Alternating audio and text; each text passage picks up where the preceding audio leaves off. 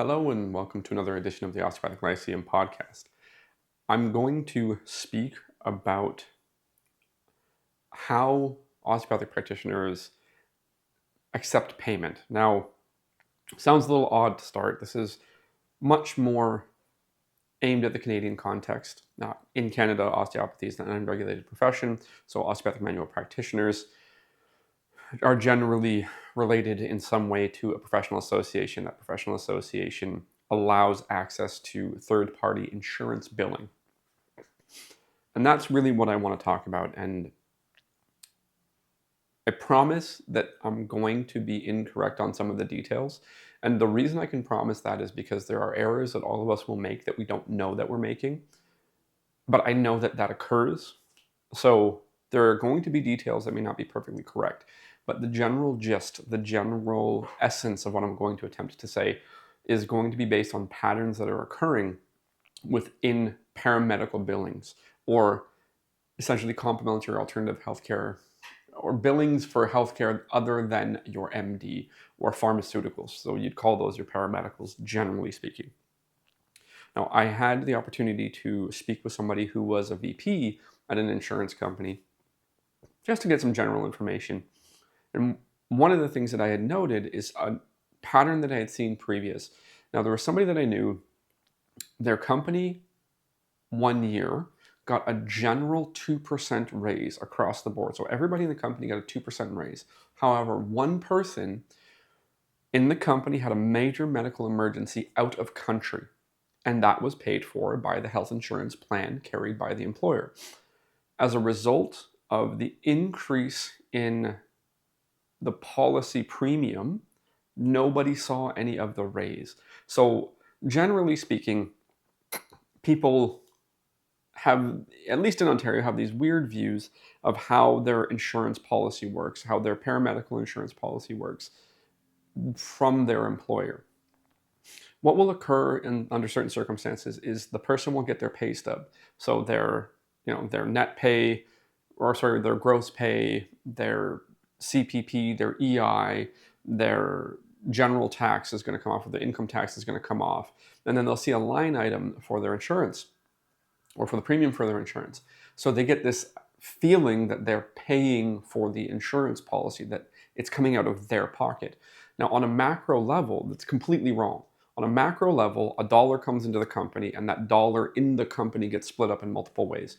Some of that is going to be paying employees, and some of that is also going to be paying overhead. Some of that's going to be paying for things like insurance policies. So the employer always pays the full amount. They'll just do some hand waving on paper so that it looks better for tax purposes for the corporation. So the other deal is that you will sometimes hear insurance policies or general healthcare policies called untaxable benefits. So it's like you get up to $10,000 a year untaxed as healthcare. So if you don't use it, you lose that income, right? So there's this confluence of things that are going on. The employer is paying for the premium for the policy for everybody who holds a policy within the company at all times. They may do some magic hand waving on paper to make it look like the employee is paying, but the employee is not paying. So to go back to the story, company provides 2% income bump to all employees. No employee sees a single dollar of that because one employee had a medical emergency out of country such that the policy premium went up enough that it left them level. So they got no raise and they kept their health insurance at the same level. That allows one to build a model that says, depending on how a policy is utilized, it will essentially become more dangerous to the insurance company to maintain that level of output for the same level of input, aka the same coverage for the same premium. So the premium went up. So much so, from one employee having a medical emergency out of country, that a 2% general wage increase was not seen in anybody's pocket. It happened on paper, but nobody got a dollar. So that allows you to build a model that, depending on how a policy is used, the premium will increase year over year. Now, in speaking to the VP of the insurance company, their information to me was that it doesn't matter when insurance policies are underwritten properly, every single policyholder can max out all of their benefits, all of their paramedical verticals, and the premium will stay exactly the same because it will do nothing to the insurance company. Then I spoke to somebody else who was an insurance broker, and the insurance broker gave me more insight. And immediately upon speaking with the insurance broker, the thing that became apparent was it is in the VP's best interest to say that because the VP of the insurance company has the incentive to sell policies, whereas the broker can find the best policy for the customer. One of the things that you will see, and I've seen in practice, is that the same person that comes into a clinic, at varying times, they will have to update their insurance information because the company that they're working for will change policy provider. They'll move from one company to the other. Now, that's not perfect evidence, but it points in the general direction that what ends up happening is to maintain similar coverage, as the premium may be going up to some degree year over year, they may be incentivized to jump to another company to look for very similar coverage for a premium that they like as a company better. Now, what's going to happen on the sales side is that the salesperson is going to sometimes find a way to sweeten the deal such that the insurance company may not benefit as much from issuing the policy as they want to. So it'll start to slide up. The premium will start to slide up year over year, just to sort of make sure that the policy is underwritten properly and working the way that the insurance company would want. So you see this slide upward of premium as a normal feature of holding large group insurance policies. And then you have the incentive of everybody who works at the insurance company to sell as many policies as they can. So they will provide you the information that is correct enough that you'll be incentivized to do that. They want your money, so they're going to tell you the things that are going to make you more likely to give them the money. Whereas the insurance broker, who will work with all companies, is going to be more in tune with what actually happens to these policies. So the insurance broker that I was speaking with was essentially giving me the information that mirrors what I've seen. So I've seen individual people who present to clinics change policies over time. So they have to update their insurance information, and the coverage changes a little bit. It stays pretty stable, but it changes a little bit. When insurance companies underwrite their paramedical policies, they're making predictions that certain people who hold the policy are going to essentially use more of it, and other people are going to use less. So those people who use less, because the premium is level essentially for each member. So those who use less of the coverage, there's less output. There's less going out of the insurance company. And then those who are using more, there's more for those individuals. But they're basically putting a target on how much they predict is going to go out of the group policy, not out of each individual. They're essentially looking at some kind of average output from the policy such that what they bring in will be more than they put out, right? And also that what they bring in, depending on how they take that premium and put it into the markets, whether they be money market, stock market, whatever, but essentially the markets, they will get interest on that premium such that the money will grow and give them, again, more than they put out. So the insurance companies are also involved in owning or purchasing market products. So stocks, bonds, things like GICs, whatever term you want to use, but they put the money into the market so that the money can grow. And then what they take back is more than what they put out. So the premium plus the interest on the premium as they're able to use it is going to give them the money that they're looking for. So they make more than they spend. That's a basic business fundamental. Now, because of this general trend and general problem, and I would see it as a practitioner on the side of the policyholder, of the patient, of the individual that shows up to the clinic, moving insurance companies. Now, sometimes it's because they move jobs, and other times it's because the insurance company that they're with, or the company that they're working for holds a policy with insurance company A. Now they hold it with insurance company B. So you start to see this. You also see the move of a lot of policies towards what you call a health spending fund. So they'll get a single dollar amount that they can spend on whatever approved paramedical service that they want, up to that dollar figure per year. So in the past, you'd have, say, 500 for chiro, 500 for massage, 500 for physio, 500 for osteopathy, 500 for acupuncture, 500 for naturopathy. Now what you're going to have is maybe $2,000 for whatever you want to spend it on, and spend wisely as the policy holder from the insurance company. So they're moving more towards health spending accounts. The selling feature of that is going to be more autonomy to the policyholder. So we're not going to tell you how to spend your money. We're not going to limit you to this much on this service. We're going to let you choose the service that you want and spend more on that service and less on others. Which, fair enough, sounds like a reasonable selling point, but what you're doing is you're seeing the total output of the policy shrink. So you have, say you have chiro, physio, massage, osteo, acupuncture, right? So you got 5, right? So 500 for each, right? Then what you'll get now is, say, $2,000 health spending account. So 5 by 5 is 2,500. Health spending accounts, 2,000. So you've lost $500 in a year to spend on health care. Some people are going to like that, some people aren't. But you've still lost $500 as an opportunity to spend, because the insurance company is looking for ways to make sure that they put less money out. Now, one of the reasons that this has occurred also is that you'll see, especially in the Canadian context, I don't know about other contexts, what will be called multidisciplinary clinics. So you'll have a healthcare practitioner of some profession, be they physio, chiro, massage, whatever. They're going to bring in other practitioners of other professions. And because of the way that the insurance plans were set up, they would basically pass the patient up and down the hall to max bill each vertical. So they would find a way to bill the 500 on physio, find a way to bill the 500 on osteo, on chiro, on massage, on acupuncture, because they wanted to milk that plan.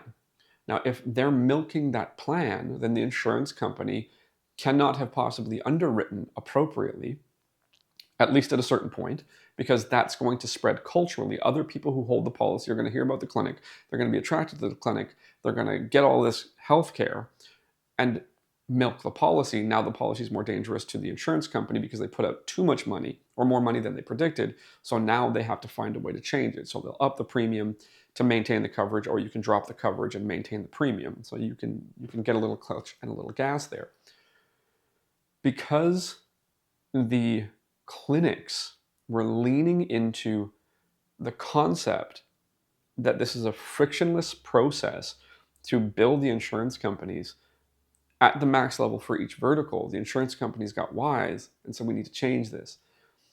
Because the clinics were counting on the patients not feeling the burn of that money coming out, and selling them on the idea that this is prehabilitation. We're going to get ahead of any of your problems. We're going to make sure that you're injury proof. We're going to help you deal with any aches and pains. Life should be pain free. They really made it hard on the insurance companies to make the money they wanted to make. So now the insurance company is incentivized to change the policies. So I'm going to take a quick sip of something. Now you have the insurance company in the position where they're going to find a way to change what is available to policyholders, because they need the benefit of the deal.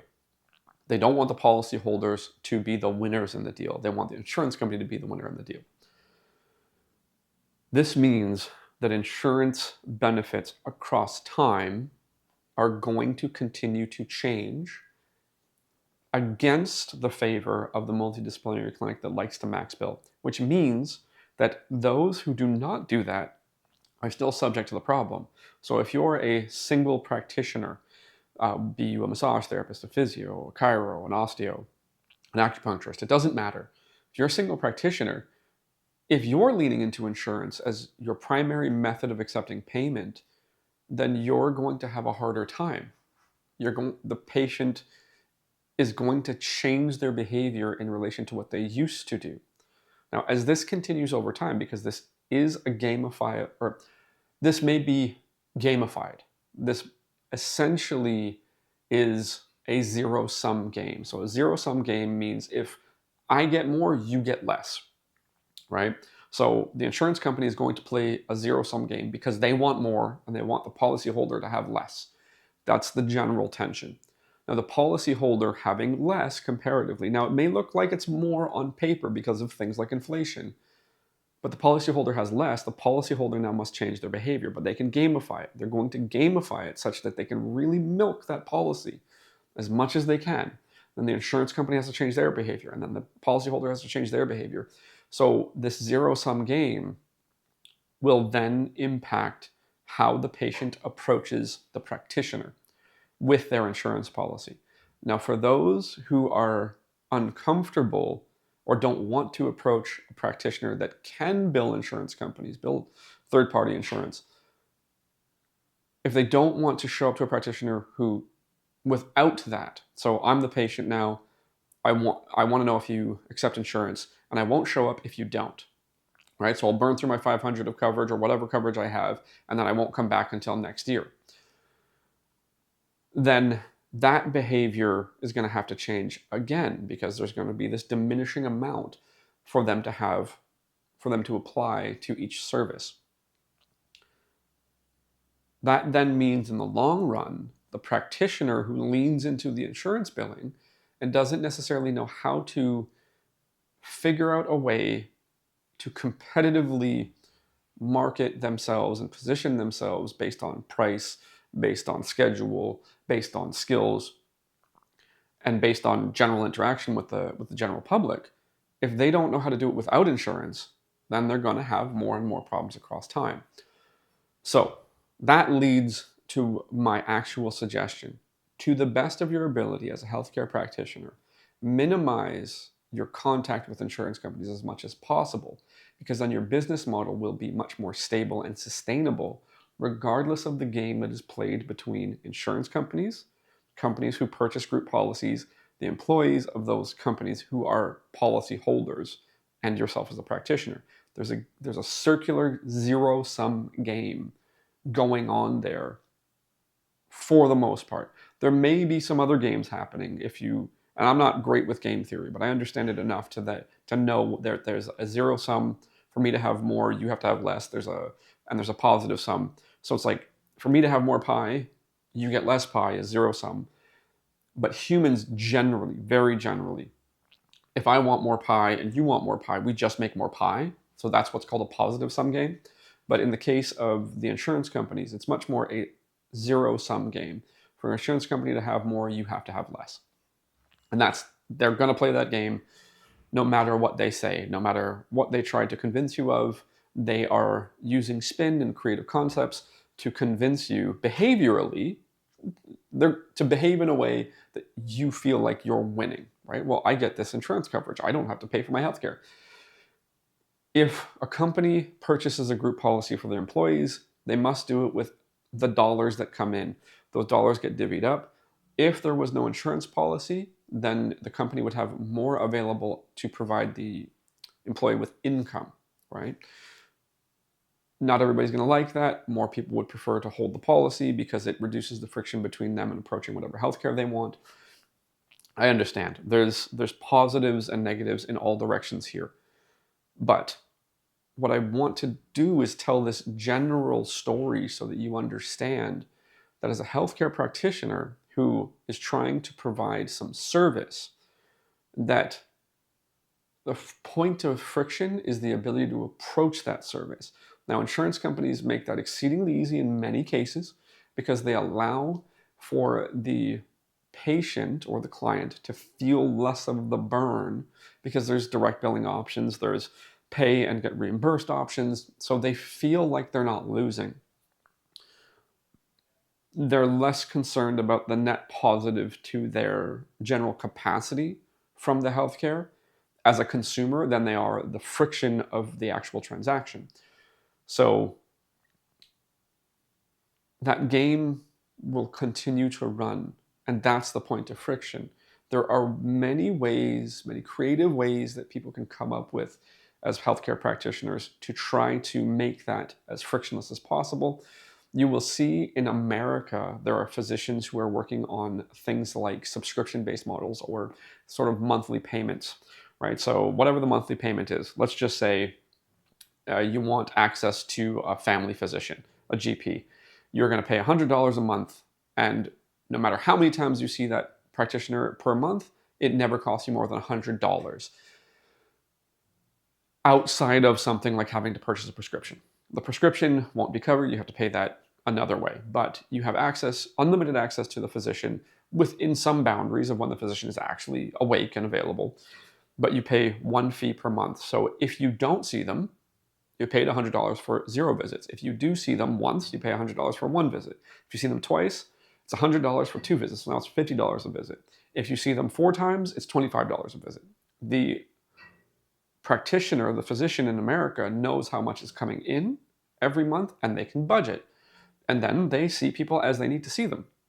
Things like, I've heard a practitioner talking about this, an MD in the States talking about this, and was saying that, let's just say a patient needs stitches. Well, the stitch kit is not that expensive, so they'll just eat the price, right? So they don't charge extra for the stitch kit because it's maybe under $10 if I remember the figure that the individual noted. But you can have things like that. You can have things like lower fees per visit, right? Lower fees per visit makes it so that people with and without insurance can approach your service. If you set up your model, your business model, to rely on insurance, you will have a predictable problem. What you will see if you pay attention to healthcare practitioners throughout the year is by October, they start putting out posts, some form of media blast, whether it's on social media or email or whatever it's on. December's coming soon. Don't forget to use up your benefits because we get really busy. So essentially between October and December, the end of December, it becomes very hard to get appointments with healthcare practitioners because everybody's rushing to use their benefits for the year. If that's when you make all your money and you want to do that, that's fine. But that may also impact how you live your life. That may impact how you're able to pay your bills throughout the year. That may impact what you're able to do. Whereas if you set your business up so that no matter who it is, whether they have insurance or not, they can approach. You have one price. Because another thing that you will see is that there's 2 different prices. There's the cash price and the insurance price, because when people approach with insurance, they max bill. Whereas the cash price is much lower. But if you set it up so that you have one price, you have your cash price, and you charge everybody the same, and then let's just say somebody does have insurance, well, they'll go through their insurance at their speed based on the care required, and then those without it can approach. Now, the person with insurance who goes through as care is required, if your price is appropriate, they will still be able to approach care subsequent to their insurance being done for the year, however they want to manage that. So it is important to understand that there's a normal cycle of business in complementary alternative healthcare that includes October to December being very busy and hard to get appointments because they're trying to set their business up to milk those insurance policies. Now, not every insurance policy ends on December 31st every year. Some of them have different dates, like different fiscal years, more or less, when they turn over. But you'll see these rushes, right? Now, that is because the policyholders, the employees of the companies that hold the group policies, are trying to milk them. They're trying to milk them. That then gets back into that zero-sum game where the insurance company, for the insurance company to have more, the policyholder has to have less. This is a game. And both sides are playing this game. The insurance company is always going to win. So don't set your healthcare business up based on insurance. Avoid it at all costs. In the Canadian context with respect to osteopathy, there is some quirks with the insurance companies. We're an unregulated profession. There is increasing opportunity for direct billing. The patients are going to want that direct billing. That means that for you as a practitioner, you're going to have to learn how to do the direct billing, or you're going to have to pay somebody to do the direct billing. It's going to take time and money. Your available time in a day to provide to patients is going to change. They're going to want this really badly. They're going to want you to do all the work for them, and you're going to get pissed. But if you simply accept direct payment, preferably in the form of cash, because you also have to remember that any kind of credit card or debit transaction carries a fee. So you always lose money when you let somebody use plastic. When you let somebody use a credit card or you let somebody use a debit card, you always lose money on the transaction, no matter what. Then you lose time on the insurance transaction if you're doing direct billing. Be very, very cautious of this. If you're okay with it, you're okay with it. If you consider it the cost of doing business, wonderful. That's the cost of you doing business. But you have to know that it's a thing before you get into this. As a healthcare practitioner, you're probably going to say that you're more interested in providing care. It's wonderful, it's laudable. I'm not sure I believe everybody. Some people see certain professions that they have an affinity for and they say, I could make lots of money doing this.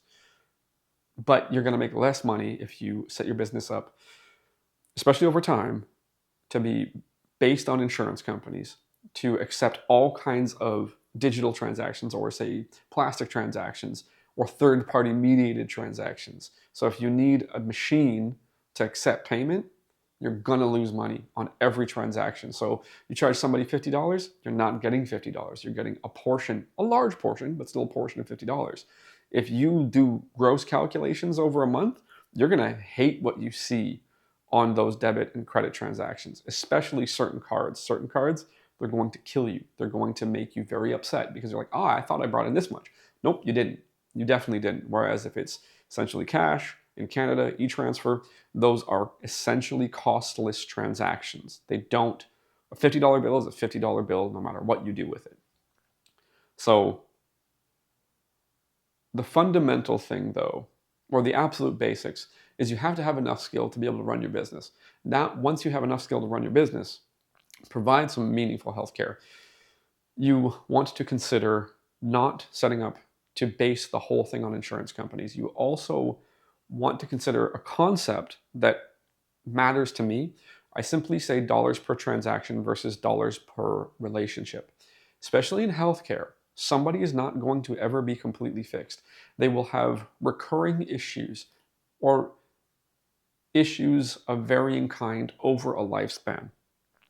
If you're maximizing dollars per transaction, so every year you're putting your fees up and up and up, and part of the reason some people put their fees up is to disincentivize some people from coming. It's to basically make themselves more exclusive because they're too busy, so they want to be a little bit more manageably busy. I understand, but the dollars per transaction, because at a certain point you can only see so many people. The only way you make more money once you're full is by charging more money. Now that's a way to see it. I completely understand. But what I would say is if you charge a reasonable fee that most people can pay, then the people will be happy to pay it. They'll be happy to come back. They will never have the opportunity because you never know who this is going to be. Some people are completely fine paying a high price. Some people are not, and they won't tell you. You never know whose feelings you're going to hurt with your price. You can't fix it, but you can choose a price that makes it so that very few people will have their feelings hurt and they will feel very comfortable returning. You want to build an actual relationship with those people who you interact with to provide healthcare to, such that you have more dollars per relationship. They see you more times. So things like attrition become really important.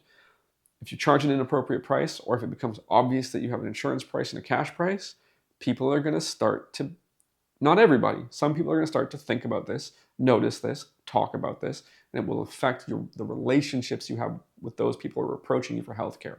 So have as few interactions with the insurance world as you can. Your business will be more resilient because it won't depend on it, because the insurance game is a zero-sum game that is constantly being played by both sides. And consider the fundamental concept of dollars per relationship, which means that you actually have to have a good relationship with those who are approaching you for healthcare, versus dollars per transaction. Don't put the screws to anybody at any point. Anyways, long riff about some general business concepts, because remember, you're in healthcare. You're not in squeeze money out of people's pockets care. So you're in healthcare. That's a general conversation. Hopefully you glean something from it, and we'll speak again soon.